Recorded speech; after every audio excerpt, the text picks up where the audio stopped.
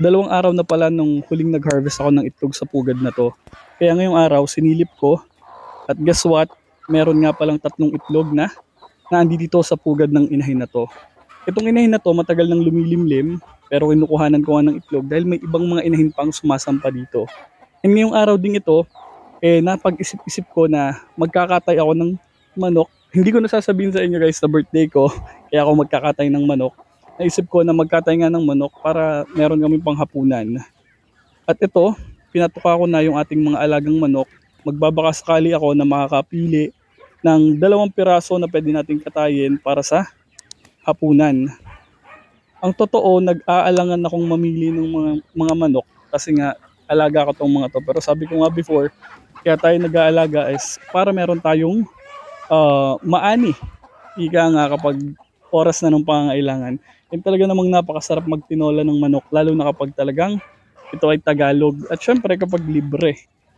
Ang totoo, kailangan ko rin talagang magbawas ng mga alagang manok kasi nga nakaulan na. So tagtatanim na naman yung aking tiyuhin, nakapag-asarol na at syempre nakapagpunla na siya ng kanyang mga itatanim na talong. Ang totoo, nakapagtanim na nga siya ng ilang tudling ng talong dito sa tabi ng aking manukan. At yung ibang mga manok natin na alaga, talagang nasa labas. So kahit anong pilit natin na papasukin sila, pumipilit pa rin sila na lumiban or umalis doon sa bakod para makapanuka dito sa labas. Kasi nga, meron ding mga inahin na nasa labas. So kung mapapansin nyo, ito yung padalawang attempt ko ng pagpili o paghuli ng manok. Yung isa dyan na tandang, yung talisay, ito, yun, nawala. Yun, talagang akala ko mahuhuli ko na. Pero nagkamali ako, napatawa na lang ako, napangiti na lang ako na hindi ko nahuli. Pero kung mapapansin nyo, hindi maiilap yung ating mga alagang manok, kaya madali ko rin na nahuli. Kasi nga tumutuka naman. Sa dami ng mga alaga natin, hindi ko gusto pang magbawas ng mga inahin kasi ang lakas namin talaga ngayon sa itlog. At itong mga itlog ng mga inahin natin, ito na yung ginagamit namin sa pang-araw-araw namin, lalo na kapag nag-aalmusal kami. Mahilig kami kumain ng itlog, mahilig kami magsangag ng kanin. So itong mga itlog na ito na yung ginagamit namin. Malaking natitipid namin in terms of itlog kasi magkano na ang isang itlog sa palengke? 8 to 10 pesos per piraso. So yun yung natitipid namin. Kung makakonsumo man kami ng 30 eggs sa isang buwan, minsan more than 30 eggs pa yung kaya namin i-consume kasi nga libre lang naman yung mga itlog na nakukuha namin dito sa maliit nating farm. Ang dami nating mga inahin at yung tandang natin na namamaba sa ating mga inahin, andyan lang, pakalat-kalat lang yung mga inahin at yung tandang.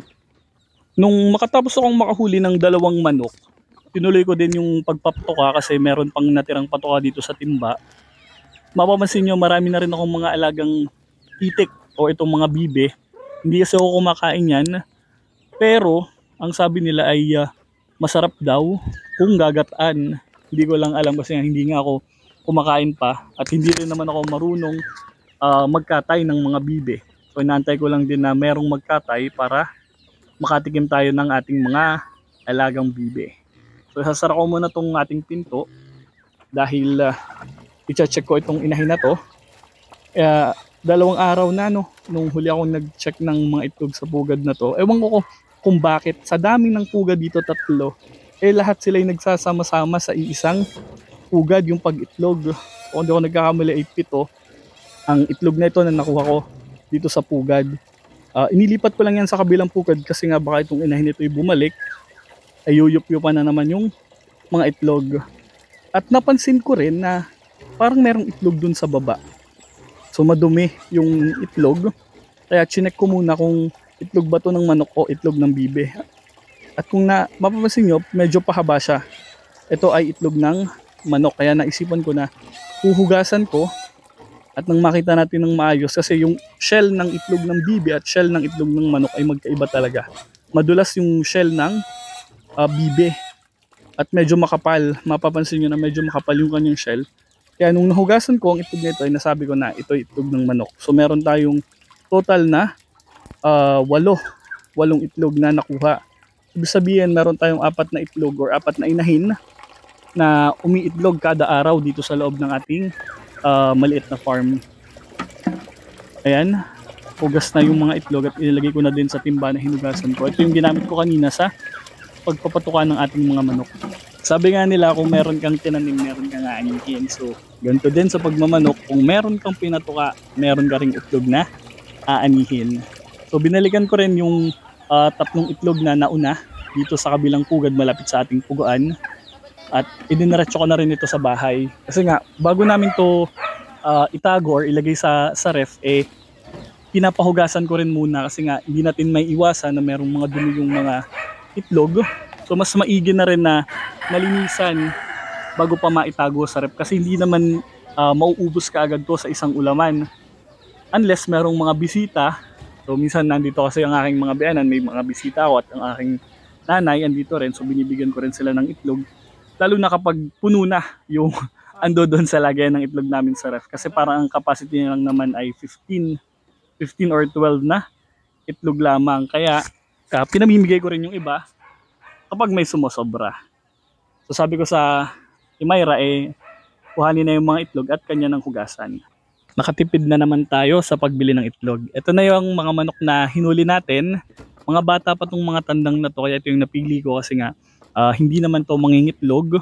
So konsumo lang to ng patuka at syempre dadami lang yung mamababa dito sa ating manukan. Sabi nga ng lolo ko, kapag meron kang sinuksok, meron kang madudukot. Kapag meron kang tiyaga, meron kang nilaga. Magsipag ka at huwag mong iasa sa iba yung magiging kapalaran mo.